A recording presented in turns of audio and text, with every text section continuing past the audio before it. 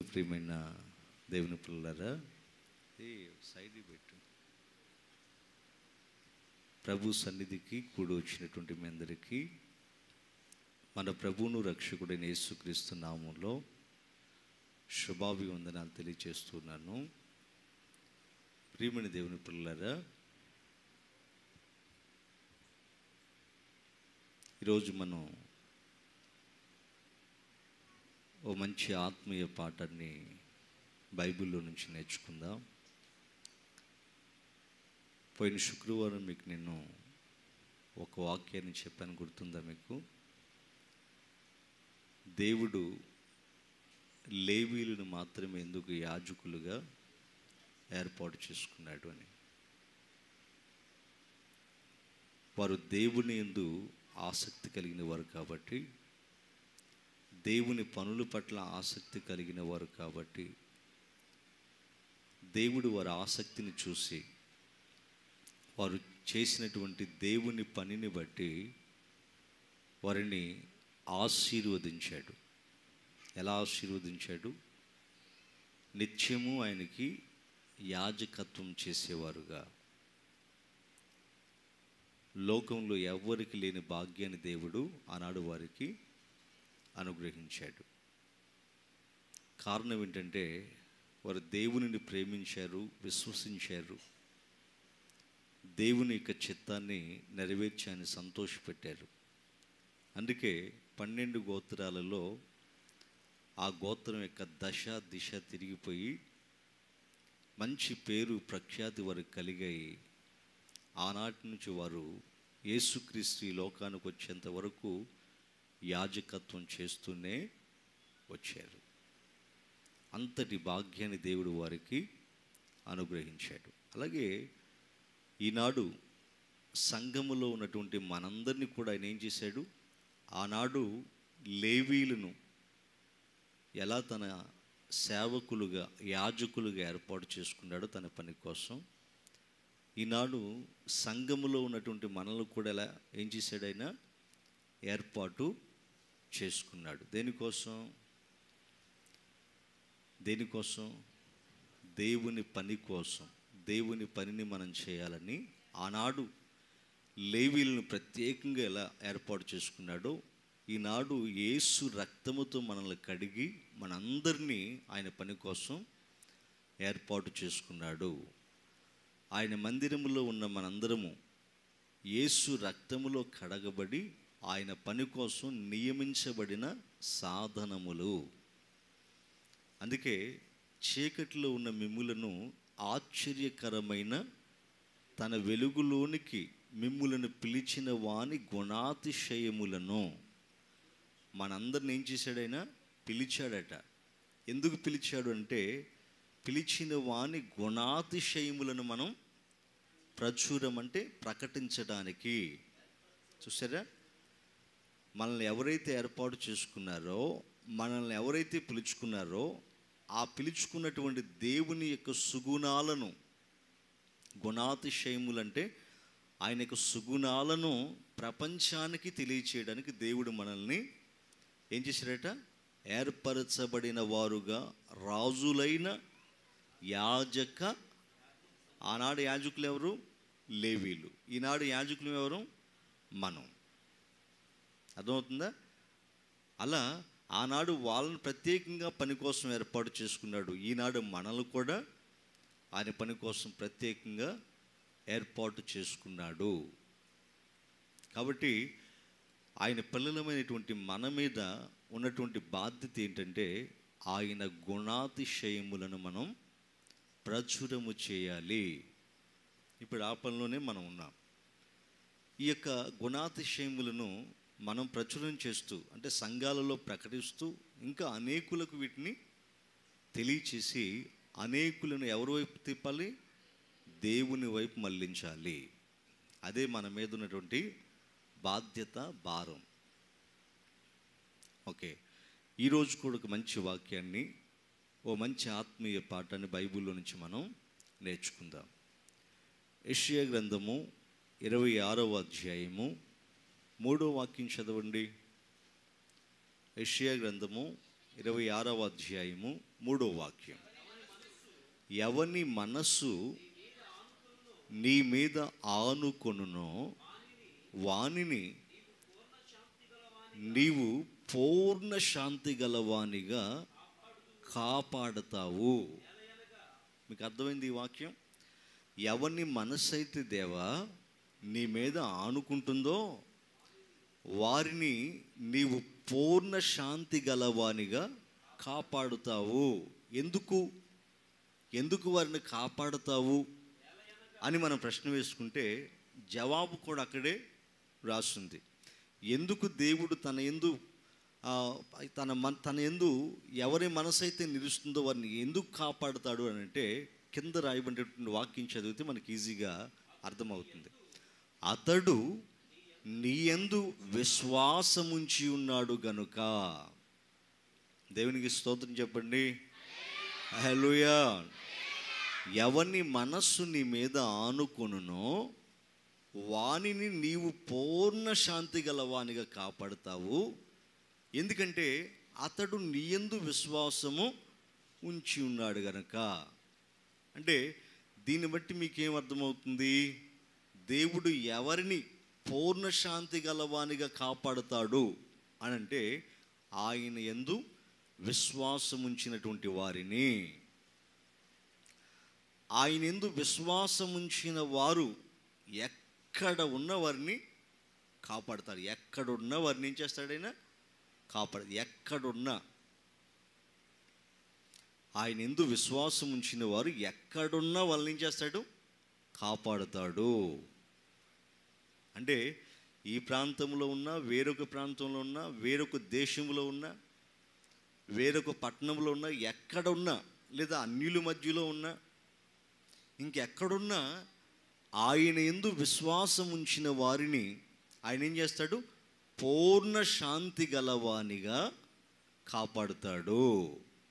ఇప్పుడు దేవుడు మనల్ని ఆ విధంగా కాపాడాలంటే మీరందరూ ఎలా ఉండాలి చెప్పండి? ఎలా ఉండాలి చెప్పండి? ఎలా ఉండాలి? విశ్వాసము కలిగి ఉండాలి. నిజంగా దేవుడు తన యందు విశ్వాసం కలిగిన వారిని అలా కాపాడుతాడా? ఏయ్ అరవద్దు, కాము కూర్చోవాలి. నిజంగా ఆయన యందు విశ్వాసం ఉంచినటువంటి వారిని దేవుడు అలా కాపాడుతాడా? దానికి ఒక ఉదాహరణ నేను బైబిల్లో నుంచి మీకు చెప్తాను. యెహోషువ నాయకత్వంలో మోషే చనిపోయిన తర్వాత యెహోషువ నాయకత్వంలో యెహోషువ ఇద్దరు వేగుల వారిని పిలిచి అంటే గూఢాచారులు అంటే ఒక దేశం నుంచి ఇంకొక దేశానికి వెళ్ళి అక్కడ పరిస్థితులన్నిటినీ తెలుసుకొని వచ్చేవారు గూఢాచారులు లేదా వేగుల వారు అని అంటారు. ఒక దేశం నుంచి ఇంకొక దేశానికి వెళ్ళి అక్కడ పరిస్థితులన్నీ తెలుసుకొని వచ్చేవారిని ఏమంటారు? వేగుల వారు లేదా గూఢాచారులు అని అంటారు. ఒక ఇద్దరు వ్యక్తుల్ని యెరికో పట్టణాన్ని చూసి రమ్మని పంపించాడు. అంటే అక్కడ పరిస్థితులు ఏంటి, అక్కడ ప్రజలు వ్యవహారాలు ఏంటి, మనం వారిని జయించాలంటే ఏం చేయాలి అని అక్కడ స్థితిగతులను తెలుసుకొని రమ్మని యెహోషువ ఇద్దరు వ్యక్తులను ఆ యెరికో పట్టణానికి, ఆయన ఉన్న ప్రాంతం నుంచి యెరికో పట్టణానికి పంపించాడు. జాగ్రత్తగా ఆలోచించాలి. జాగ్రత్తగా దేవుడు తన యందు విశ్వాసం కలిగినటువంటి వారిని ఎలా కాపాడుతాడో ఈ వాక్యం ద్వారా మీకు తెలియబడుతుంది. ఇద్దరు వేగులు వారిని పంపిస్తే వారు ఆ దేశం నుంచి బయలుదేరి యెరికో పట్టణంలోకి రాహాబు అనేటువంటి ఒక వేశ్య ఇంటికి వచ్చారు. జాగ్రత్తగా వినాలి. యెరికో పట్టణంలో ఆమె తప్పితే వేశ్యలు ఎవరు లేరా? ఉన్నారు. ఒక పట్టణం అన్నాక ఆ పట్టణంలో చాలామంది వేశ్యలు ఉంటారు. మరి ఈమె ఇంటికే ప్రత్యేకంగా వీళ్ళు ఎలా వెళ్ళారు? ఈ వెళ్ళిన వారికి ఆ రాహాబు అనే వేశ్య ఏమైనా పరిచయం ఉందా? లేదు. ఎందుకంటే ఆమె ఉన్న దేశం వేరు, వీళ్ళున్నటువంటి దేశం వేరు, వీళ్ళున్న ప్రాంతాలు వేరు. వీళ్ళు ఐగుప్తు నుంచి కనానుకు బయలుదేరారు. అప్పటికి కనానులో ఉన్నటువంటి వాళ్ళు ఎవరు వీళ్ళకి తెలీదు, వాళ్ళ బంధువులు కూడా కాదు. మరి కరెక్ట్గా రాహాబు అనే వేశ్యింటికి ఎందుకు వెళ్ళారు? చూసారా, కరెక్ట్గా ఎందుకు వెళ్ళారు అని అంటే, బైబిల్లో మన తర్వాత ఎందుకు వెళ్ళారో, అసలు వారిని ఎవరు పంపించారో మనకు అర్థమవుతుంది. వీళ్ళు ఆ ఇంటికి వెళ్ళిన తర్వాత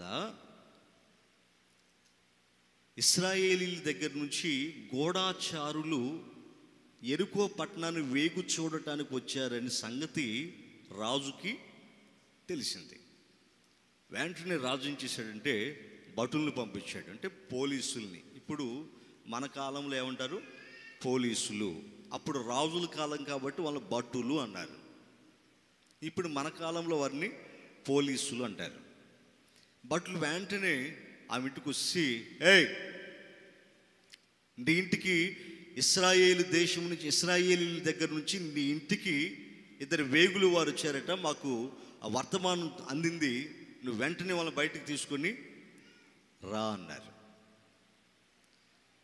కరెక్ట్గా వాళ్ళు ఆ ఇంటికి వచ్చి వాళ్ళని అడుగుతున్నప్పుడు మరి ఆమె భయపడాలి కదండి, అవునా? మన గ్రామానికి పోలీసులు వచ్చారనుకోండి, గ్రామానికి వస్తేనే పోలీసులు మనం ఎలా చూస్తాం? పోలీసులు వచ్చారంటే ఆశ్చర్యంగా, భయంగా చూస్తాం. అదే తిన్నగా మన ఇంటికే వస్తే ఇంకా గుండె లబ్డబ్బని కొట్టుకుంటుంది. తిన్నగా మన ఇంటికే వస్తే, అవును కదా, భయం వేస్తుంది. అంటే ముందు ఏం జరిగింది అనేది భయం వేస్తుంది. ఆ కంగారులో మనం ఏం మాట్లాడుతున్నాం కూడా మనకి తెలియదు. ప్రియమైన దేవుని పిల్లరా, అటువంటిది భటులు ఆ ఇంటి మీదకి వచ్చి, ఏ, నీ ఇంట్లోకి వచ్చినటువంటి వాడిని బయటికి తీసుకురా అని అంటే, ఆమె ఏమాత్రం కంగారు పడకుండా ఏం చేసింది తెలుసండి? వారు అక్కడ ఉండగానే ఆ వేగులు వారైనటువంటి ఇశ్రాయేలీల్ని తీసుకెళ్ళి మిద్దె పైన, ఆమె ఇంటున్న మిద్దె పైన తీసుకెళ్ళి జనపనార కట్టలో దాచిపెట్టింది. వాళ్ళని జాగ్రత్తగా వినాలి, జాగ్రత్తగా వినాలి. ఎంత ధైర్యం ఉంటే ఆ పని చేయాలి ఆమె. ఇప్పుడు వాళ్ళకి ఏమాత్రం అలా అక్కడున్న జాడ ఆ పోలీసు వాళ్ళకి తెలిసిందనుకోండి, ఏమైనా సాగు కొట్టేస్తారు, చంపేస్తారు. అంటే ప్రాణాలకు తెగించి ఏం చేసింది? ఆ ఇశ్రాయేలీల్ని కాపాడింది. జాగ్రత్తగా ఉండాలి. అసలు వాళ్ళ ముక్కు ముఖం ఏంటి ఏమికి తెలియదు, ఏమెవరు వాళ్ళకి తెలీదు. మరి వీళ్ళు అక్కడికి ఎందుకు వెళ్ళారు అని అంటే, రాహాబు ఒక హోటల్ నడుపుకునేది. రాహాబు ఏం చేసేది? ఒక హోటల్, అంటే డబ్బులు ఇస్తే భోజనం పెట్టేది. అలాగే ఇంకా వేరే కార్యక్రమాలు కూడా అక్కడ, ఎందుకంటే అవి వేశ్య కదా, వేరే కార్యక్రమాలు కూడా అక్కడ జరుగుతూ ఉండేవి. అందుకే ఆ ఇంటికి అందరూ వచ్చిపోతూ ఉంటారు. అలాగే వీళ్ళు కూడా వచ్చారు. వీళ్ళు కూడా అలాగే, అంటే వాళ్ళు ఉన్నటువంటి ప్రాంతం నుంచి, షిత్తీం అనేటువంటి ప్రాంతం నుంచి వీళ్ళు నడుచుకుంటూ వచ్చేసరికి బాగా సుడిపడిపోయి ఉన్నారు కదండి, బాగా ఆకలి అనిపించిందిగా వాళ్ళకి. ఈ రాహాబు ఇంటికి వెళ్ళారు. ఇక ఆ విధంగా ఆమె ఏం చేసిందంటే, జనపనార కట్టలో వాళ్ళు దాచిపెట్టేసింది. దాచిపెట్టి బయటకు వచ్చి, బాబు, మీరు అన్నట్లుగా ఇద్దరు మనుషులు ఇక్కడికి వచ్చిన మాట వాస్తవం, కానీ భోజనం చేసుకున్న వాళ్ళు ఆ గవిని వేయబడక మునుపు వాళ్ళు బయటికి ఎంత జ్ఞానంగా మాట్లాడుతుందో జాగ్రత్తగా మీరు ఆలకించాలి. జాగ్రత్తగా ఈ మాటలు చాలా మీకు అవసరం, చాలా. గవిని వేయబడక మునుపు అంటే యెరికో పట్టణం చుట్టూ ఏముంటుంది? పెద్ద ప్రహరీ గోడ, పెద్ద ప్రహరీ గోడలు ఉండేవి. ఎందుకంటే ఆ రోజులు యుద్ధాలు ఎక్కువగా జరిగేవి కదండి. ఆ యుద్ధాలు జరగటం వల్ల శత్రువులు వచ్చి వాళ్ళ పట్టణాలను కొల్లగొట్టకుండా, నాశనం చేయకుండా పెద్ద గోడల్ని నిర్మించుకునేవాళ్ళు. ఆ యెరికో గోడ మీదే ఏమి ఇల్లు ఉంది, జాగ్రత్తగా వినండి. ఆ యెరికో గోడ మీద ఈ ఇల్లు కట్టుకుంది. అంటే పేదవాళ్ళు, మధ్యతరగతి వాళ్ళు ఆ యొక్క గోడల మీద ఇల్లు కట్టుకునేవాళ్ళు.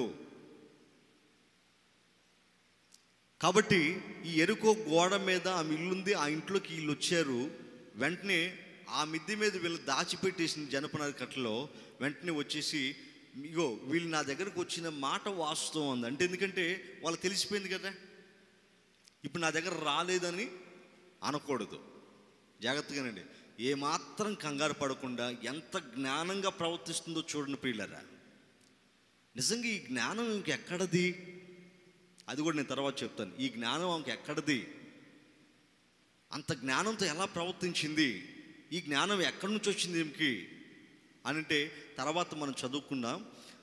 ఈలోగా ఆమె ఏం చేసిందంటే, ఈ పట్టణపు గవిని వేయబడక మునుపు వాళ్ళు బయటికి వెళ్ళిపోయారు. బాబు మీరు శీఘ్రంగా వాళ్ళని తరిమేర పట్టుకుంటారు అని చెప్పేసి వాళ్ళని అక్కడి నుంచి పంపించేసింది. వెంటనే వాళ్ళు ఆ గవిని ద్వారం వేయబడక మునిపి ఆ భటులు అంటే పోలీసు వాళ్ళు వాళ్ళని తరుముకుంటూ వెళ్ళిపోయారు. ఈలోగా వాళ్ళు బయటికి పిలిచి వారికి భోజనం పెట్టి వారు పండుకొనక మునుపు ఆమె వారితో మాట్లాడటం ప్రారంభించింది. జాగ్రత్తగా వినండి. ఇప్పుడు వాళ్ళు అక్కడున్న సంగతి వాళ్ళకి తెలిస్తే ఆమె ప్రాణాలకి ముప్పు ఉందా లేదా, ఉందా? అలా ముప్పు ఉందని తెలిసి కూడా ఎందుకు సాహసించి ఇంతటి కార్యం చేసింది? ఎందుకు సాహసించి ధైర్యంతో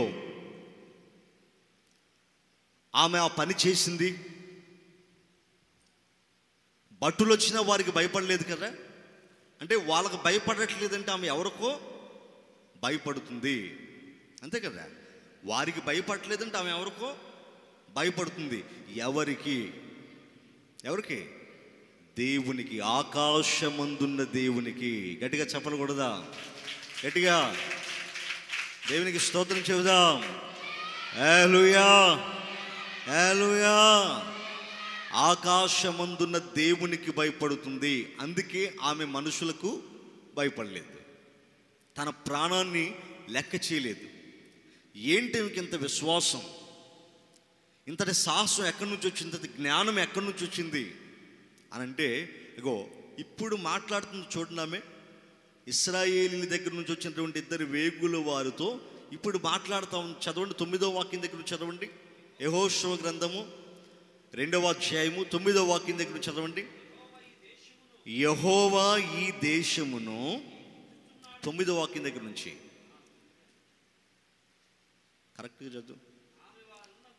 అది ఆమె వారి ఉన్న మిద్దె మీదకి వెళ్ళి వారితో ఇలా అనెను, యెహోవా ఈ దేశమును మీకిచ్చుచున్నాడనియు. చూడండి, యెహోవా మీ దేశము, ఈ దేశమును అంటే మేము నివసిస్తున్న ఈ దేశాన్ని దేవుడు ఎవరికి ఇవ్వాలనుకుంటున్నాడు? మీకు, ఇశ్రాయేలీలైన మీకు ఇవ్వాలనుకుంటున్నాడు. ఆమె ఎవరి పేరు చెప్తుంది అక్కడ? యెహోవా. యెహోవా. ఈమెకి ఈ పేరు ఎలా తెలిసింది? దేవుని గురించి మాట్లాడుతుంది కదా. అసలు కనాను దేశంలో ఉన్నటువంటి వారు అంటే ఎరుకో, కనాను దేశంలో ఎరుకో పట్టణం, ఈ దేశంలో ఉన్నటువంటి ప్రజలందరూ కూడా భయంకరమైన విగ్రహారాధికులు, భయంకరమైన విగ్రహ పూజలు. అంటే ఆయా దేవతలను పూజించేటువంటి వీరు, ఆ రాహాబు అనే వేశ్య ఎవరి గురించి మాట్లాడుతుంది? దేవుని గూర్చి మాట్లాడుతుంది. ఇంతటి విశ్వాసంకి ఎలా కలిగింది? అసలు వాళ్ళు వచ్చినప్పుడు వాళ్ళని దాచిపెట్టాలని, వాళ్ళకు మేలు చేయాలని ఆమెకి ఎలా కలిగింది? ఎలా కలిగిందంటే, ఆమె ఆ హోటల్ నడిపేది కదా, హోటల్ దగ్గరికి అనేకులు వస్తూ పోతూ ఉంటారు కదండి. వచ్చిన వాళ్ళు కాముగా తింటారా? జాగ్రత్తగా వినాలి. హోటల్ దగ్గరకు వచ్చిన వాళ్ళు తినేటప్పుడు కాముగా తింటారా? టపటప 4 బోండాలు తినేసి వెళ్ళిపోతారా? ఒక బోండా తీసి తినుకుంటా, రే పలానా రోజు ఏం జరిగిందో తెలుసా అని ముచ్చట పెట్టుకుంటారు. మనకు కూడా తినేటప్పుడు ఏమవసరం? తినుకుంటా, అనయ్య అక్క బాగుందా, తినుకుంటానే. కొంతమంది ఆడవాళ్ళు చూడండి, ఇంట్లో అన్నం పెట్టుకొని వచ్చి ప్లేట్ టూపుకుంటూ వెళ్ళి ఆ కొంపకి వెళ్ళి లేదంటే ఆ చెట్టు కింద కూర్చొని ఏం చేస్తారు? వీళ్ళకి తినేటప్పుడు ఏం కావాలి? ముచ్చట కావాలి. ఒక ముద్ద తింటాం, అక్కడ ఏం జరిగిందో తెలుసాక అని అంటాం. అవునా కాదు? ఎందుకంటే కాస్త మాట్లాడుకుంటూ తింటా ఉంటే మనకు ఒక ముద్ద లోపలికి వెళ్తుందిగా, అందుకనమాట. అవునా కాదు? అంటే అన్నం పెట్టుకొని నలుగురు కూర్చొని ఏం చేస్తారు? తినుకుంటే ఇలా కూర అయిపోయింది అనుకో, అక్క మీదేం కూర కొద్దిగా అంటది. తెలివితో వస్తుంది అక్కడి నుంచి. అవునా కదా? మొత్తం మీద ఎందుకు చెప్తున్నాను ఇదంటే, ఆ హోటల్కి వచ్చిన వాళ్ళు తినుకుంటే ఏం మాట్లాడుకుంటున్నారంటే, ఒరే ఇశ్రాయేలీయులనే ఒక జాతి ఆరాధించే దేవుడు, వారు ఐగుప్తు దేశం నుంచి వాళ్ళు ఐగుప్తు దేశంలో బానిసలుగా ఉంటే, ఐగుప్తు దేశంలో బలమైన ఘనమైన ఏ దేవుడు దేవతలు చేయలేని అద్భుతాలు అక్కడ చేశాడట్రా. ఆ దేవుని యొక్క మహాత్మ్యం ముందు, ఆ దేవుడు చేసే కార్యాల ముందు ఐగుప్తు దేవతల యొక్క బలం సరిపోలేదట్రా. ఇంకా ఏం జరిగిందో తెలుసా? వారు ఐగుప్తు దేశాన్ని విడిచి ఎర్ర సముద్రం దగ్గర నిలబడినప్పుడు వాళ్ళు ఆరాధించే దేవుడు ఏం చేశాడు తెలుసా? ఎర్ర సముద్రమును పాయలుగా చేశాడు. ఆమేన్, ఆమేన్, ఆమేన్. ఎర్ర సముద్రాన్ని పాయలుగా చేసే వాళ్ళు ఆరాధించే దేవుడు. అంతేకాదు, సీహోను రాజుకి ఓగు రాజుకి ఆయన ఏం చేశాడు? ఆ రాజులిద్దరిని, అంటే ఆ అమాలేకీల రాజులను ఆయన ఏం చేశాడు? ఓడించాడు రా. అంటే అమాలేకీల రాజులు అంటే ఎవరు? ఇగో ఈ చర్చ అంత ఎత్తుంటారు ఒక్కొక్కళ్ళు, అర్థమైందా? ఎంత ఎత్తుంటారంటే అనాకీయ జాతికి చెందినటువంటి వారు. అంటే ఆజానుబాహులు వాళ్ళ యొక్క ఈటే ఇంతలా ఉంటుందట. వాళ్ళు మోసే ఈటే, ఒక చేతితో మోసే ఈట ఇంతలా ఉంటుందట. దాన్ని ఒక మనిషి మోయాలట దాన్ని. అటువంటి అనాకీల జాతికి చెందినటువంటి వారిని ఇశ్రాయేలీయుల దేవుడు ఏం చేశాడట? ఏం చేశాడు? చదవండి, ఆ మాట చదవండి. 9వ వాక్యం దగ్గర నుంచి 10వ వాక్యం దగ్గర నుంచి చదవయ్యా. మీరు ఐగుప్తు దేశములో నుంచి వచ్చినప్పుడు మీ ఎదుట యెహోవా ఎర్ర సముద్రపు నీళ్లను ఎలాగూ ఆరిపోజేశాడో, యోర్దాను తీరమున ఉన్న అమోరీల ఇద్దరు రాజులైన సీహోనుకును ఓగుకును, సీహోను ఓగు వీళ్ళు అనాకు జాతికి చెందినటువంటి వారు. అంటే చర్చ అంత ఉంటారు ఒక్కొక్కళ్ళు. అటువంటి వారిని కూడా ఇశ్రాయేలీయులు ఏం చేశారట? దేవుని సహాయముతో అటువంటి గొప్ప గొప్ప రాజులను, అంటే ఇశ్రాయేలీయుల శక్తికి మించిన శత్రువులను వీళ్ళు ఏం చేశారు? జయించారు, వాళ్ళని నాశనము చేశారు. అంటే అటువంటి రాజులను ఎదిరించడం అంటే అది మామూలు విషయం కాదు. అంటే అంతటి భయంకరమైనటువంటి వారిని కూడా మీరు జయించారంటే మీరు ఆరాధిస్తున్న దేవుడు ఎంత గొప్పవాడో మేమందరము విని మా వెన్నుల్లో వణుకు పుట్టింది. మాలో ఎవ్వరము ధైర్యముగా లేము. మా దేశ ప్రజలందరూ కూడా మీ దేవుడు చేసిన అద్భుతాలు విని మా దేశ ప్రజలకు ఏం లేదు, ధైర్యము చెడిపోయింది. అంటే ఇశ్రాయేలీలైన మీరంటే మా దేశ ప్రజలు ఏం చేస్తున్నారు? భయపడిపోతున్నారు. ఇగో వాళ్ళందరినీ ఓడించేస్తున్నారు, ఇక మన దగ్గరకు వచ్చేస్తారు, మనలో కూడా ఓడించేస్తారు అని ఈ విధంగా ఒకరినొకరు మాట్లాడుకోవటం, ఆ ధైర్యాన్ని చెడిపోవటం ఆమంతా వినిందట. ఎందుకంటే ఆమె దగ్గరకు వచ్చి మాట్లాడుకుంటున్నారు కదండి. జాగ్రత్తగా వినాలి. ఆమె దగ్గరకు వచ్చి మాట్లాడుకుంటున్నారు కదా. ఈ మాటలన్నీ ఆమె చెవిని పడి ఆమె వినినప్పుడు వారితో పాటు ఆమెకు కూడా భయము అనేది కలిగింది. ఎవరంటే దేవుడంటే ఆమెకు భయం కలిగింది. గట్టిగా చెప్పకూడదా? గట్టిగా దేవునికి స్తోత్రం చెబుదాం. హల్లెలూయా. ఆమెకి దేవుడంటే భయం కలిగింది, అలాగే విశ్వాసం కూడా కలిగింది. ఎందుకు కలిగింది తెలుసా? నిజంగా దేవుడంటే ఇశ్రాయేలీల దేవుడే దేవుడు, మనం ఆరాధించే దేవుళ్ళు దేవతలు దేవుళ్ళు కాదు. ఎందుకంటే గొప్ప గొప్ప రాజులను వాళ్ళు ఓడించారు కదా, ఐగుప్తులో ఉన్నటువంటి రాజులను ఓడించారు కదా, ఆ దేవతలో కూడా వాళ్ళని ఏమీ చేయలేకపోయాయి కదా. అంటే ఆ రోజుల్లో ఐగుప్తు దేశం బాగా పేరెన్నికగన్న దేశం కదా, అటువంటి దేశాన్ని దేవుడు గడగడలాడించాడంటే అది మామూలు విషయం కాదు. అంటే ఇశ్రాయేలీలు ఆరాధిస్తున్న దేవుడు, ఇశ్రాయేలుకు సహాయం చేస్తున్న దేవుడు, ఇశ్రాయేలును నడిపిస్తున్న దేవుడు, ఆయన సర్వోన్నతుడు, శక్తి కలిగినటువంటి వాడు అని నమ్మిందామె. ఆమేన్, ఆమేన్. అలా విశ్వసించింది. ఆ విశ్వాసం వలన, ఆ దేవుని యందు భయము వలన ఆమె ఏం చేసింది? వచ్చిన 2 సేవకులను కాపాడింది. దేవునికి స్తోత్రం గట్టిగా. అందుకు కాపాడింది, లేకుంటే ఆమెకేం పని? ఇగో వాళ్ళ ఇంట్లో ఉన్నారు కదా, వెంటనే సైగ చేసినారు, ఎక్కడే దాకుండా అని చెప్పి సైగ చేసింది అనుకోండి, వెంటనే వాళ్ళు పట్టుకోరా, వాళ్ళని చంపేరా కదా.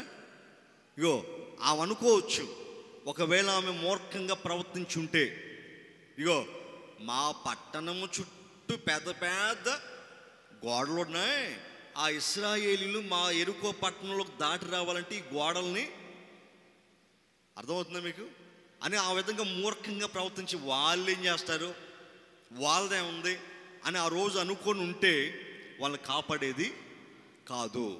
కానీ వాళ్ళని కాపాడిందంటే అర్థం ఏంటి? ఆమెకి దేవుడంటే భయం కలిగింది, విశ్వాసం కలిగింది, నిజంగా దేవుడంటే ఆయనని విశ్వసించింది. గట్టిగా చెప్పకూడదా? గట్టిగా గట్టిగా దేవునికి స్తోత్రం చెబుదాం. మరి దేవుడు అంటే విశ్వాసం ఉంచింది కదా, ఆమెకు వేషగా ఆమెను కాపాడతాడు దేవుడు. జాగ్రత్తగా వినాలి. ఆమెకు వేశ్య, ఒక వేశ్య విశ్వాసం ఉంచింది దేవుని పట్ల, దేవుడు అంటే భయపడుతుంది, ఆమెను దేవుడు కాపాడతాడా? ఖచ్చితంగా. విరిగి నలిగిన మనస్సుతో ఎవరు ఆయన దగ్గరకు వచ్చినా, ఎవరు పశ్చాత్తాపంతో భయముతో గడగల్లాడుతూ ఆయన దగ్గరకు వచ్చినా ఆయన క్షమించే దేవుడు. పాపం చేసినటువంటి పాపాత్ములను పరిశుద్ధులుగా మార్చేవాడు, నీతిమంతులుగా తీర్చేవాడు, ఆయన సంఘములో సన్నిధిలో చేర్చుకునేవాడు, ఆయన పరలోక రాజ్య వారసులుగా మార్చేవాడు మనం ఆరాధిస్తున్న దేవుడు. ఆమేన్, ఆమేన్. పాపులను త్రోసేయడు, వీరు పాపులను త్రోసేయడు. అర్థమైనా? అటువంటి ఎంత పాపం చేసిన విరిగి నలిగిన మనస్సుతో ఆయన దగ్గరకు వస్తే ఖచ్చితంగా క్షమించి ఆయన కృపను చూపుతాడు, ఆయన రెక్కల నీడకు చేర్చుకుంటాడు. ఇప్పుడు రాహాబు విషయంలో సేమ్ అదే జరిగింది ప్రియులారా, సేమ్. చూడండి, నిజంగా ఆమెకు ఆ విశ్వాసం కలగడానికి కారణం ఏంటి అని అంటే, ఆమె ఏమన్నా దేవుడు చేసే అద్భుతాలు, ఐగుప్తులో చేసిన అద్భుతాలు, ఎర్ర సముద్రం దగ్గర చేసిన అద్భుతాలు, రాజుల యుద్ధాల్లో జరిగినటువంటి అద్భుతాలు ఆమె కన్నులారా ఏమన్నా చూసిందా? ఎక్కడా చూడలేదు. కానీ వినింది, చెవులతో వినింది. అంటే కన్నులతో చూడకపోయినా చెవులతో విని విశ్వసించిందంటే ఆమె విశ్వాసం సామాన్యమైనది కాదు. ఎందుకో తెలుసా? చూసి కూడా కొంతమంది నమ్మలేకపోతున్నారు కదా, అవునా కదా? దేవుడు చేసే అద్భుతాలు చూసి కూడా, యేసుక్రీస్తు మనందరి పాపాల కోసం ఈ లోకానికి వచ్చాడు, తన రక్తాన్ని చిందించాడు, ఆయన లోక రక్షకుడని మనం వింటూ కూడా చాలామంది విశ్వసించట్లేదు కదా. ఆయన చేసే కార్యాలు చూస్తూ కూడా చాలామంది విశ్వసించట్లేదు. అంతవరకు ఎందుకు? యేసు ప్రభు ప్రక్కన తిరిగినటువంటి శిష్యుడు తోమ, అప్పటి వరకు యేసు ప్రభు ప్రక్కన తిరిగి ఆయన చేసి ఎన్ని అద్భుతాలు చూశాడు. కుంటోళ్ళను స్వస్థపరిచేది, గుడ్డోళ్ళను స్వస్థపరిచేది, మోగోళ్ళను స్వస్థపరిచేది, చెవిటోళ్ళను స్వస్థపరిచేది, దయ్యాలు పట్టిన వాళ్ళని స్వస్థపరిచేది, చచ్చిన వాళ్ళని లేపేది కూడా దగ్గరుండి చూశాడు కదండి. అలా చచ్చిన వారిని యేసు ప్రభు లేపినప్పుడు దగ్గరుండి చూసి కూడా ఆయన చనిపోయిన తర్వాత ఏమన్నాడు? ఆయన చనిపోయి పునరుద్ధానుడే లేచి వచ్చిన తర్వాత ఏమన్నాడు? పిచ్చోళ్ళరా, మీరందరూ పిచ్చోళ్ళు కాబట్టి నమ్మారు, అది దైవం భూతం ఏముంటుంది, నేను అలా నమ్మను, నాకు అన్ని ఆధారాలు కావాలి. ఆయన గాయాల్లో ఏలి పెట్టి చూస్తేనే తప్ప నేను నమ్మను అన్నాడు. అప్పటి వరకు ఆయనతోనే ఉన్నాడు కదండి. కన్నులారా ఎన్నో కార్యక్రమాలు చూశాడు, ఎన్నో అద్భుతాలు చూశాడు. ఇటువంటి అద్భుతాలు చేశాడు యేసయ్య కదా. వైద్య శాస్త్రాలు గ్రహించలేని అద్భుతాలు ఆనాడు చేశాడు ఆయన. ఆనాడైనా ఈనాడైనా ఆయన చేసిన అద్భుతాలు వైద్య శాస్త్రానికి అందట్లేదు. ఎలా చేశాడో అటువంటి అద్భుతాలు చేస్తే అవన్నీ కన్నులారా చూసినటువంటి తోమ యేసు ప్రభుని పునరుద్ధానుడే తిరిగి వస్తే నమ్మలేకపోయాడు. భూతం, దెయ్యం అన్నాడు. అప్పుడు కదా ప్రభు పిలిచి, తోమా రా, నా గాయాలలో వేలు పెట్టి చూడు అంటే అప్పుడు గడగడలాడుకుంటూ వచ్చి ఆయన పాదాల మీద పడి ఏడుస్తుంటే, అవిశ్వాసివి కాక విశ్వాసివై ఉండు. ఆమేన్, ఆమేన్. ఇప్పుడు తోమా విశ్వాసం కంటే రాహబు విశ్వాసం గొప్పదా కాదా? గొప్పదేనా? అందుకే విశ్వాస వీరుల జాబితాలో ఆమె పేరు చేర్చబడింది. ఆ మాట చదవండి. హెబ్రీయులకు రాసిన పత్రిక 11వ అధ్యాయం 31వ వాక్యం చదవండి. హెబ్రీయులకు రాసిన పత్రిక 11వ అధ్యాయం 31వ వాక్యం. త్వరగా త్వరగా. హెబ్రీయులకు రాసిన పత్రిక 11వ అధ్యాయం 31వ వాక్యం. విశ్వాసమును బట్టి రాహబను వేశ్య, చూసారా, రాహబను వేశ్య. ఎందుకు రాహబను వేశ్య అన్నాడు అక్కడ? మారిపోయింది కదా, ఆమె నీతిమంతుల జాబితాలు చేర్చబడింది కదా. రాహబను వేశ్య అని ఎందుకన్నాడు అంటే, బైబిల్లో కొన్ని రాహబని పేర్లు అక్కడక్కడ మనకి కనిపిస్తాయి. ఆ రాహబులు వేరు, ఈ రాహబు వేరు. అందుకే ప్రత్యేకంగా రాహబను ఒక వేశ్య అన్నాడు, అర్థం కావడానికి మనకి. ఓకే, రాహబను వేశ్య వేగుల వారిని సమాధానముగా చేర్చుకుందట. ఎలా సమాధానముగా? ముక్కు మొహం ఏంటో తెలియదు, అసలు వచ్చిన వాళ్ళు ఎటువంటి వాళ్ళో తెలీదు. సమాధానముగా చేర్చుకునినందున అవిధేయులతో పాటు నశింపక పోయేను.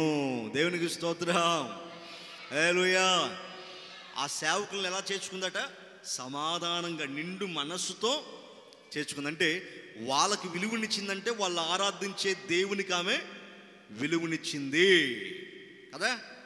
వాళ్ళని కాపాడిందంటే తన ప్రాణాలను అడ్డేసి వాళ్ళ ప్రాణాలని కాపాడింది. నిజంగా వాళ్ళు అక్కడ ఉన్నారన్న సంగతి మళ్ళీ ఆ పోలీసు వాళ్ళు వెళ్ళిపోయిన తర్వాత ఆమె ఏం చేసింది? ఆ జనపనార కట్టలో దాచబడినటువంటి వాళ్ళని బయటికి తీసి మళ్ళీ ఆ నైట్ అక్కడే వాళ్ళు ఉంచింది కదా. వాళ్ళు పడుకోక ముందు ఆమె మాట్లాడుతుంది వీళ్ళతో. పడుకోక మునుపు ఆమె వాళ్ళతో ఏం చేస్తుంది? మాట్లాడుతుంది. ఇప్పుడు గవిని తలిపేసేసారు. ఏమేశారు? గవిని తలిపేసేసారు. ఇప్పుడు వీళ్ళు బయటికి వెళ్ళాలంటే ఎట్లా కదా? బయటికి వెళ్ళాలంటే ఎట్లా, ఎలా వెళ్ళగలరు? ఒకవేళ వెళ్తే వీళ్ళని పట్టుకుంటారుగా. దానికి కూడా ఒక ప్లాన్ చేసింది, చెప్తాను. దానికి కూడా చెప్తాను. ఇప్పుడు ఈ మాటలన్నీ చెప్తూ ఏం చేస్తున్నామే? ఇగో మీ దేవుడు ఐగుప్తీయుల పట్ల, ఇగో సీహోను ఓగు పట్ల, ఇంకా ఆయన చేసినటువంటి అనేక కార్యములు విని మాలో ధైర్యం చెడిపోయింది. అంటే కేవలం విని దేవుణ్ణి విశ్వాసం ఉంచింది. అంటే రాహబు విశ్వాసం గొప్పదా కాదా? చెప్పండి, గొప్పదేనా? దేవునికి స్తోత్రం చెప్పండి గట్టిగా. అటువంటి విశ్వాసం మీకు కూడా ఉండాలి. ఆమె చూసి నమ్మలేదు, విని నమ్మింది. రోమీయులకు రాసిన పత్రిక 10వ అధ్యాయం 17వ వాక్యం చదవండి. రోమీయులకు రాసిన పత్రిక 10వ అధ్యాయం 17వ వాక్యం. మరియు 10:17 రోమీయులకు రాసిన పత్రిక. కాగా వినుట వలన ఏం కలుగుతుందట? వినటం వలన ఏం కలుగుతుందట? విశ్వాసము కలుగుతుంది. ఇప్పుడు ఈ వాక్యం రాహబు జీవితంలో నెరవేరిందా లేదా? చెప్పాలి గట్టిగాను. నెరవేరిందా? చెప్పండి అమ్మా. ఆమె జీవితంలో ఈ వాక్యం అక్షరాల నెరవేరింది. ఎందుకంటే ఆమె యేసు ప్రభు చేసిన కార్యాలు కన్నులారా చూడలేదు, చెవులారా వినింది. వాళ్ళు వీళ్ళు చెప్పుకుంటే విని విశ్వాసం ఉంచింది, దేవునికి భయపడింది.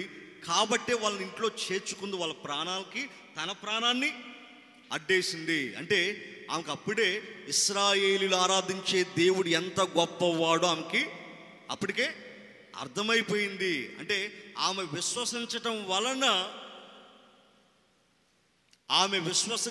వలన దేవుడు ఆమె కుటుంబానికి ఆయన సేవకులను పంపించాడు. అర్థమవుతుందా? ప్రత్యేకంగా ఆమె ఇంటికి వాళ్ళు ఎందుకు వచ్చారు? ఇంకా హోటల్స్ ఎక్కడ లేవు వాళ్ళకి? చెప్పండి. పట్టణంలో ఎక్కడ పడితే అక్కడే ఉంటాయి కదండి, అవునా కదా? ప్రత్యేకంగా ఆ ఇంటికే ఎందుకు వచ్చారు అని అంటే, ఇగో ఆమె ఎప్పుడైతే ఇశ్రాయేలు దేవుడు గురించి వాళ్ళు వీళ్ళు మాట్లాడుకునేటప్పుడు వినిందో అప్పుడే ఆమెకి దేవుడంటే భయం కలిగింది, భక్తి కలిగింది, విశ్వాసం కలిగింది. అప్పటి నుంచి ఆమె విశ్వాసం ఉంచడం ప్రారంభించింది. అంటే ఆమె విశ్వాసాన్ని చూసి దేవుడు ఏం చేశాడు? తన సేవకుల్ని డైరెక్ట్గా ఆమె ఇంటికి పంపించాడు. గట్టిగా చప్పలు కొడదాం, గట్టిగా గట్టిగా దేవునికి స్తోత్రం చెబుదాం. హల్లెలూయా. ఆయన పిల్లల్ని ఎలా కాపాడుకుంటాడో చూడండి పిల్లరా. ఇప్పుడు మన వాక్యం ఏంటి?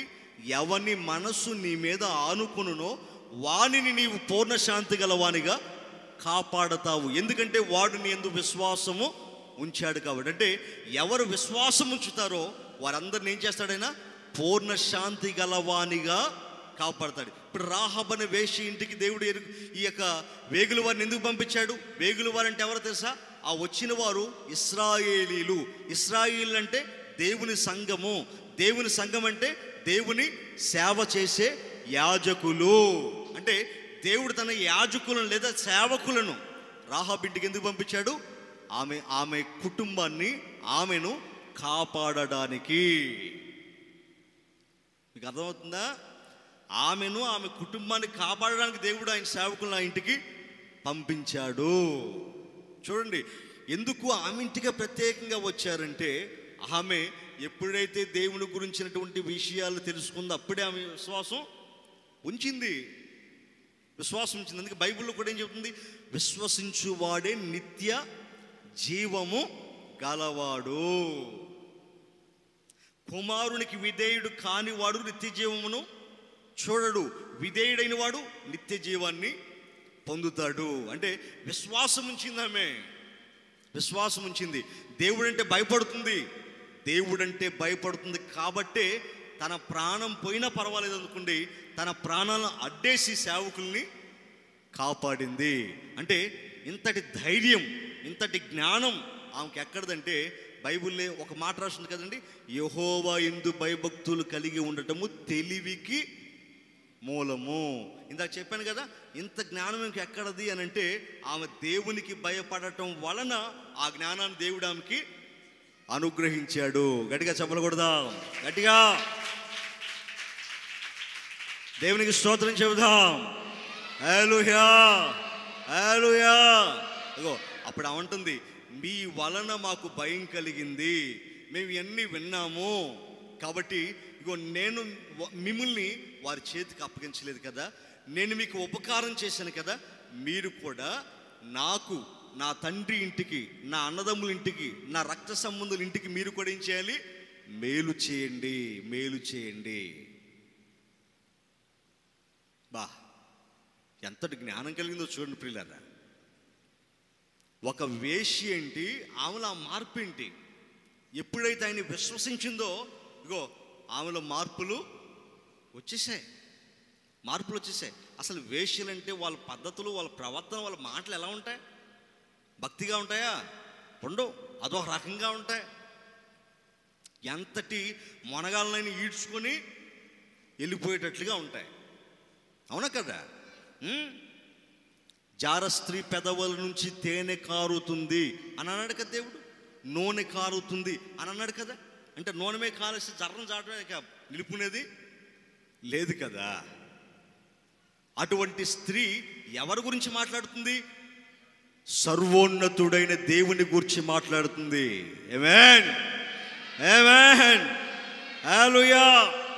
ఇగో నేను మీకు ఉపకారం చేశాను, మీరు కూడా నాకు ఉపకారం చేయండి. నా తండ్రి ఇంటిని, నా ఇంటిని, నా సహోదరుల ఇంటిని, చూడండి, నా ఇంటిని, నా తండ్రి ఇంటిని, నా సహోదరుల ఇంటిని మీరు కాపాడండి, ఉపకారం చేయండి. మీరు ఆరాధించే దేవుడు గొప్పవాడు, ఆ దేవుణ్ణి నేను విశ్వసిస్తున్నాను, అందుకే మిమ్మల్ని నేను కాపాడాను. చూసారు ప్రియమైన దేవుని పిల్లరా, ఆమె ఆ విధంగా వాళ్ళని కాపాడడానికి గల కారణం ఏంటంటే, వీళ్ళు అక్కడికి రాక మునిపే ఆ నోట ఈ నోట అనుకునే మాటలు ఆమె చెవిని పడి ఆమె విని విశ్వాసం ఉంచింది. ఆమె విశ్వాసాన్ని బట్టి దేవుడు ఆ కుటుంబాన్ని కాపాడాలనుకుని ఆ సేవకులను ప్రత్యేకంగా ఇంటికి పంపించాడు. చూసారా, మీకు నిజంగా విశ్వాసం ఉంచితే దేవుడు ఖచ్చితంగా మీ కుటుంబాలను కూడా అలాగే కాపాడుతాడు. దేవునికి స్తోత్రం, హల్లెలూయా, హల్లెలూయా. మీ కుటుంబాలను కూడా అలాగే కాపాడుతాడు. చెప్పాను కదా, ఎవని మనస్సు ఆయన మీద అనుకుంటుందో వారిని ఏం చేస్తాడైనా పూర్ణ శాంతి గలవానిగా కాపాడుతాడు. దాంట్లో సమస్యే లేదు. ఇంకా ఆశ్చర్యపడాల్సినటువంటి అవసరం, అనుమానపడాల్సినటువంటి అవసరం లేదు. ఇగో రాహబు జీవితమే ఒక గొప్ప సాక్ష్యం, ఒక మాదిరి. ఆమె వాళ్ళతో మాట్లాడేసి వాళ్ళతో ఒక ఒప్పందం చేసుకుంటుంది. నేను మిమ్మల్ని కాపాడాను, మీరు కూడా నా కుటుంబాన్ని కాపాడాలి. అప్పుడు వాళ్ళు కూడా ఉన్నారు, ఇగో మేము వెళ్తున్నాము, ఇగో మేము ఒక ఆనవాళ్ళుగా నీకు ఒక దారాన్ని ఇస్తాము, అది నీ ఇంటి కిటికీ కట్టుకో. దేవుడి పట్టణాన్ని మాకు అప్పగించినప్పుడు, మేము వచ్చినప్పుడు నీ ఇంటి కిటికీకి మేము ఆ దారం చూస్తాము. ఆ దారం ఉంటే నీ కుటుంబాన్ని అంతటి మేము కాపాడుతాము. ఒకవేళ ఆ దారం లేకపోతే, ఎవరినైనా మీ వాళ్ళని మేము చంపితే మేము నిర్దోషులమే. కాబట్టి నువ్వేం చేస్తావంటే, ఇగో నీ తండ్రిని, నీ తల్లిని, నీ అన్నదమ్ములని, నీ అక్క చెల్లెళ్ళని మొత్తాన్ని, నీ రక్త సంబంధుల మొత్తాన్ని నీ ఇంట్లో చేర్చుకో అన్నాడు. జాగ్రత్తగా వినాలి. మీ రక్త సంబంధుల మొత్తాన్ని ఏం చేయమన్నాడు? మీ ఇంట్లో చేర్చుకో అనంటే అని వాళ్ళు చెప్పి వెళ్ళేదానికి సిద్ధపడితే, అప్పుడు ఆమె ఏం చేసిందో తెలుసండి? అటు చూస్తే గవిని తలుపులు వేస్తున్నాయి. అంటే ఆ ప్రహరీ గోడలు పెద్ద పెద్ద తలుపులు ఉంటాయి కదండి, ఆ తలుపులు వేసారు. ఆ తలుపు ఒక్కడు తీస్తే రాదు, పెద్దగా ఉంటాయి. ఆ తలుపు దగ్గర భటులు కాపలా ఉంటారు. అప్పుడు ఆమె ఏం చేసింది తెలుసండి? ఆమె ఉండేది ఎరుకో గోడ మీద కదండి, ఆ పట్టణపు గోడ మీద కదా. ఆమె ఏం చేసిందంటే, కిటికీ గుండా ఒక తాడు వదిలి, ఆ తెలివితేటలు చూడండి, బాగుపడే తెలివితేటలు అట్లా ఉండాలి. సావు తెలివితేటలు ఉండకూడదు మనకి, బాగుపడే తెలివితేటలు. ఇగో దేవుని సేవకులను ఎలా కాపాడుతుందో చూడండి. కిటికీ గుండా ఒక పేద తాడేసి, ఆ తాడు గుండా వాళ్ళ కిందకి అవతలకి దించేసింది. బా, దేవుని యందు భయభక్తులు గల వారి యొక్క జ్ఞానం వేరుగా ఉంటుందండి. వాళ్ళ జ్ఞానం వేరుగా ఉంటుంది, వాళ్ళ ప్రవర్తన వేరుగా ఉంటుంది, వాళ్ళ తెలివితేటలు వేరు, అంతే. వాళ్ళ తెలివితేటలు వేరుగా ఉంటాయి. నిజంగా ఆ యొక్క భయభక్తులే, దేవుని యందు భయభక్తులే మనిషికి ఆ జ్ఞానాన్ని, మనకు తెలియదు, మనకు తెలియకుండానే దేవుడు మనల్ని వాడుకుంటూ ఉంటాడు. చూడండి, ఆ కిటికీలో కొంటూ వాళ్ళని దించేసిందంటే, ఈలోగా ఎవరికైనా తెలిస్తే ఏమైనా ఉందా? చెప్పండి, ఏమైనా ఉందా? లేదు. అసలు ఆమె పరిస్థితి ఘోరంగా ఉంటుంది అన్నమాట. ఇక వెంటనే తల తీసేస్తారు. అటువంటి సాహసం చేసి ఆ సేవకులను కిటికీ నుంచి తాడేసి దించేసి, మళ్ళీ వాళ్ళు వెళ్ళేటప్పుడు ఏం చెప్పింది తెలుసా? అన్నలారా, మీకోసం ఎతకడానికి వెళ్ళారు కదా, ఒకవేళ వాళ్ళు మీకు ఎదురు పడవచ్చు, కాబట్టి ఇగో ఈ కొండల్లో ఒక 3 రోజుల పాటు మీరు దాగి ఉండి, ఆ తర్వాత మీ త్రోవను మీరు, ఆమె సలహా చూడండి, ఎంత మంచి సలహా ఇస్తుందో. దేవుని సేవకులను విశ్వాసులు ఏం చేయాలి? అలా కాపాడాలంటే విలువగా చూసుకోవాలి, కాపాడుకోవాలి. అర్థమవుతుందా? అలా కాపాడితే, అలా ఉపకారం చేస్తే, అలా మేలు చేస్తే దేవుడు ఆ మేలుని బట్టి మీకు కూడా ఏం చేస్తాడు? మేలు చేస్తాడు. రాహాబుని ఆ విశ్వాస జీవితంలో ఏం చేశాడో మనం చూద్దాం. వాళ్ళు వెళ్ళిపోయిన తర్వాత వాళ్ళిద్దరు ఏం చేశారంటే యెహోషువకు జరిగిందంతా చెప్పేశారు. జాగ్రత్తగా విన్నారు, ఇటు చూడండి, నాకెళ్ళి చూడండి. జరిగిందంతా యెహోషువతో చెప్పేశారు. అప్పుడు యెహోషువ కూడా దాన్ని మైండ్లో పెట్టుకున్నాడు. ఆ తర్వాత దేవుడు వెంటనే యెరికో పట్టణం మీద యుద్ధం ప్రకటించాడు. యెహోషువను బయలుదేరమన్నాడు. సైన్యాన్ని తీసుకుని వెళ్ళు. 1 రోజు, 2 రోజులు, 3 రోజులు, 4 రోజులు, 6 రోజుల పాటు సైన్యంతో ఏం చేస్తావు? యెరికో గోడల చుట్టూ తిరుగు అన్నాడు. 7వ రోజు మాత్రం 7 సార్లు తిరుగు అన్నాడు. 7 సార్లు తిరిగి పెద్దగా కేకేయండి, అంటే నన్ను స్తుతించండి, అప్పుడు నేను ఒక కార్యం చేస్తానన్నాడు. అప్పుడు 6 రోజుల పాటు ఒక్కొక్కసారి ఒక రౌండ్ వేశారు. 7వ రోజు 7 సార్లు రౌండ్ వేసి 7వ సారి వాళ్ళు పెద్దగా దేవుణ్ణి స్తుతించారు. వాళ్ళు స్తుతిస్తుండగానే యెరికో గోడలు బద్దలుగా పగిలిపోతా ఉన్నాయి. ఆమేన్, ఆమేన్, హల్లెలూయా. బద్దలుగా పగిలిపోతున్నాయి యెరికో గోడలు. అంటే వాళ్ళు స్తుతిస్తుంటే వాళ్ళ స్తుతులపై ఆసీనుడైన దేవుడు యెరికో గోడల మీద నడుచుకుంటూ వస్తున్నాడు అనమాట. అంటే ఆయన పాదం పెట్టిన ఆ యెరికో గోడలు ఏమైపోతున్నాయి? బద్దలుగా పగిలిపోతున్నాయి. అసలు ఆ గోడల పగలగొట్టడం అసంభవం. ఆ రోజుల్లో ఏమైనా ప్రొక్లైన్లు ఉన్నాయా? జేసీబీలు ఉన్నాయా? ఏమైనా క్రెయిన్లు ఉన్నాయా? వాటిని పడగొట్టడం లేదు. పెద్ద గోడలు, ఒక్కొక్క గోడ, అంటే ఆ గోడ మీద ఇల్లు కట్టారంటే ఒక్కొక్క గోడ మందం ఎంత ఉంటుందో మీరు ఆలోచించండి ప్రియులారా.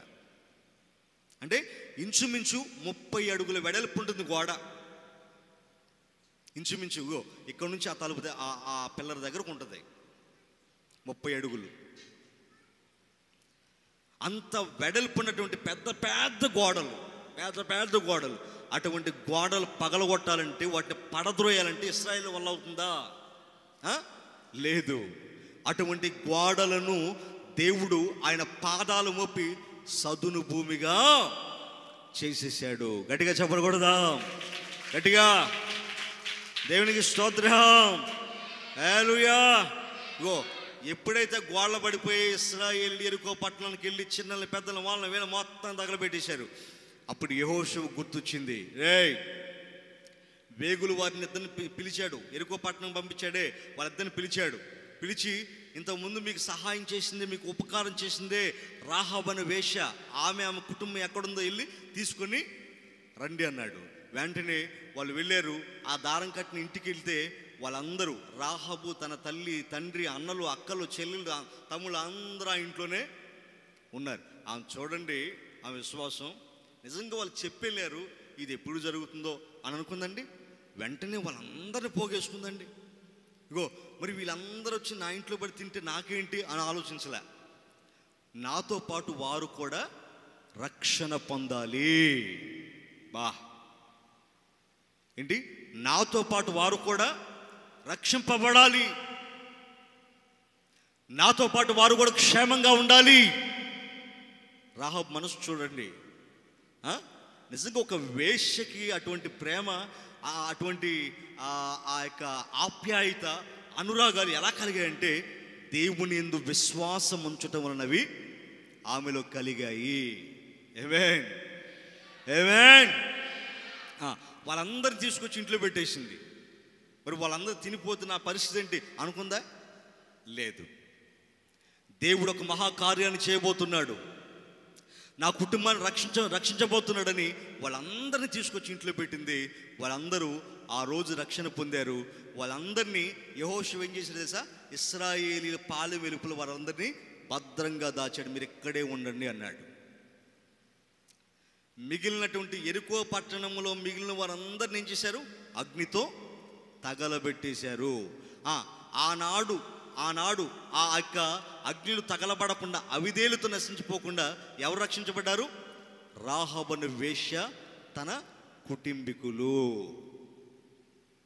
దేవునికి స్తోత్రం. ఎవరు ఆమె కుటుంబాన్ని రక్షించారు? ఎవరు ఆమె కుటుంబానికి పూర్ణ శాంతి గలవానిగా కాపాడారు? ఎవరు చెప్పాలి? పూర్ణ శాంతితో ఆమెని కాపాడాడు. అంటే ఆమె రక్షణ పొందింది, ఆమె ఇంటి వారందరూ రక్షణ పొందారు. అందుకే జ్ఞానవంతురాలు తన ఇల్లు కట్టుకుంటుంది. అంటే తనను తాను కాపాడుకుంది, తన కుటుంబీకులందరినీ కాపాడింది. అది జ్ఞానము కలిగిన స్త్రీలు చేసే పని. అర్థమవుతుందా? మీరు కాపాడబడాలి, మీ కుటుంబీకులు, మీ రక్త సంబంధులు కాపాడబడాలి, మీరు రక్షణ పొందాలి, వాళ్ళు కూడా రక్షణలోకి రావాలి. అలా నడిపించాలి, అలా నడిపించాలి. దానికోసం త్యాగం చేయాలి. దానికోసం దేవుడు చేసినటువంటి కార్యాలను వాళ్ళకి తెలియచేయాలి. అలా తెలియచేసి తను రక్షించుకుంది, తన కుటుంబీకులను కూడా రక్షించింది. వాళ్ళందరూ కూడా ఇశ్రాయేలు సైన్యములో, రాహాబు యొక్క కుటుంబీకులందరూ ఇశ్రాయేలు సైన్యంలో చేర్చబడ్డారు. ఒక మాట చదవండి, ముగించేసుకుందాం. అదే యెహోషువ గ్రంథము 6వ అధ్యాయము 25వ వాక్యం చదవండి. 25వ వాక్యం. రాహాబు అను వేశ్య ఎరుకోను వేగు చూచుటకు యెహోషువ పంపిన దోతలను దాచిపెట్టి ఉండెను గనుక అతడు ఆమెను, ఆమె తండ్రి ఇంటి వారిని, ఆమెకు కలిగిన వారందరినీ బ్రతుకనిచ్చాడు. ఆమె నేటి వరకు ఇశ్రాయేలీల మధ్య, ఎవరి మధ్య? కనానీయుల మధ్య కాదు, అన్యుల మధ్యలో కాదు, ఇశ్రాయేలీల మధ్య. అంటే ఇశ్రాయేలు అంటే ఎవరు? దేవుడు ఏర్పాటు చేసుకున్న ఆయన ప్రజలు, దేవుని సంఘము. ఆమేన్. గట్టిగా చెప్పండి అమ్మా, గట్టిగా గట్టిగా. దేవుడు ఏర్పాటు చేసుకున్న సంఘమైన ఇశ్రాయేలీలో వాళ్ళని ఏం చేశాడు? ఈ రాహాబు వంశాన్ని ఏం చేశాడు? వాళ్ళ మధ్యలోకి చేర్చాడంటే అప్పటి వరకు వేశ్యగా ఉన్నటువంటి ఆమె జీవితం పరిశుద్ధమైన సంఘంలోకి వచ్చాక ఎలా మారిపోయింది? పరిశుద్ధంగా మారిపోయారు. ఆమె మీద ఉన్నటువంటి ఆ నింద అంతా తొలగిపోయింది. అప్పటి వరకు ఆమె చేసే వేశ్య వృత్తిని వదిలిపెట్టింది. దేవుని ఎదుట నీతిగా బ్రతికింది, పరిశుద్ధత కలిగి బ్రతికింది. దేవుడు ఆమెను ఎలా దీవించాడు తెలుసా అండి? ఆమె వంశములో నుంచి ఎవరు వచ్చారు తెలుసా? మన ప్రభు అయిన యేసుక్రీస్తు వచ్చాడు. గట్టిగా చెప్పకూడదాం, గట్టిగా గట్టిగా. దేవునికి స్తోత్రం, హల్లెలూయా. బాబా, ఒక వేశ్యకి ఎంతటి భాగ్యం కలిగిందో చూడండి ప్రియులారా. ఇంతటి భాగ్యం ఎలా కలిగింది ఆమెకి? ఒక వేశ్యకి ఎంతటి భాగ్యం కలిగిందో చూడండి. ఇంత భాగ్యం ఎలా కలిగింది? దేవుని యందు విశ్వాసం ఉంచటము వలన. ఆమె దిశలు మొత్తం మారిపోయాయి, ఆమె స్థితిగతులు మొత్తం మారిపోయాయి. అప్పటి వరకు వేశ్యను ముద్రపడినటువంటి ఆమె ఈరోజు విశ్వాస వీరుల జాబితాలో చేర్చబడింది. ఆమె వంశం నుంచి యేసుక్రీస్తు ఈ లోకానికి వచ్చాడు. నా ప్రియమైన దేవుని పిల్లరా, ఒక వేశ్య జీవితాన్ని దేవుడు ఎలా మార్చాడు చూడండి. ఆయన ఎందుకు విశ్వాసం ఉంచడం వలన ఆమె జీవితాన్ని ఎలా మార్చాడు, ఎలా పేరుని ప్రఖ్యాతిని కలిగించాడో దీన్ని బట్టి మీరు ఆలోచించండి ప్రియులారా. నేటి వరకు వాళ్ళు ఎక్కడున్నారట? ఇశ్రాయేలీల మధ్య నివాసం చేస్తున్నారంటే ఆ శాపగ్రస్తమైనటువంటి వారి జీవితాలని దేవుడు ఏం చేశాడు? ఆశీర్వాదానికి వారసులుగా చేశాడు. మీరు కూడా ఆయన యందు విశ్వాసం కలిగి ఉంటే మిమ్మల్ని కూడా ఒక వేశ్య విశ్వాసం ఉంచితేనే ఆమెను కాపాడాడు కదండి, ఆమె కుటుంబీకులందరినీ కాపాడాడు కదండి. అటువంటిది మీరు కూడా ఆయన యందు విశ్వాసం ఉంచారనుకోండి, మీ కుటుంబాలను కూడా ఆయన అలా కాపాడుతాడు, రక్షిస్తాడు. ఒక భయంకరమైన ఉపద్రవం నుంచి మిమ్మల్ని, సమస్తమైన ఉపద్రవాలన్నిటిలోంచి ఆయన మిమ్మల్ని, మీ కుటుంబాలని, మీ రక్త సంబంధుల కుటుంబాలను ఆయన కాపాడుతాడు. ఇది వాస్తవం. నా ప్రియమైన దేవుని పిల్లరా, రాహాబు విశ్వాసం ఎంత గొప్పదో దీన్ని బట్టి మీరు ఆలోచించండి. ఇగో చూడకుండానే ప్రభువుని విశ్వసించింది. మనం ఈరోజు చూస్తున్నాం, ఆయన చేసిన కార్యాలు మనం చూస్తున్నాం, చదువుకుంటున్నాం. ఇంకా మనం ఆమె కంటే కూడా గొప్ప విశ్వాసం కలిగి ఉండాలి. కలిగి ఉంటారా? చెప్పండి, కలిగి ఉంటారా? ఆయన విశ్వాసం కలిగి ఉంటారా? చెప్పండి. ఆమె ఎవరికి భయపడలేదు కదా. ఆ దేశాన్ని పరిపాలిస్తున్న రాజుకు భయపడలేదు, ఆ భటులకి. ఎవరికి భయపడింది? కేవలం దేవునికి మాత్రమే భయపడింది. దేవుని యందు మాత్రమే విశ్వాసం ఉంచింది. అందుకే ఆమె రక్షించబడింది, ఆమె కుటుంబం కూడా రక్షించబడింది. ఇప్పుడు ఆ యెషయా గ్రంథం 26వ అధ్యాయం 3వ వాక్యంలో ఉన్నటువంటి ఆ వాక్యం ఆమె జీవితంలో నెరవేరిందా లేదా? ఏంటి ఆ వాక్యం? ఎవని మనస్సు నీ మీద ఆనుకుంటుందో వారిని నీవు పూర్ణ శాంతి గలవానిగా కాపాడతావు. చూసారా, ఇశ్రాయేలీయులు ఎక్కడో షిత్తీములో ఉన్నారు. ఎక్కడుంది? యెరికో పట్టణంలో ఉంది.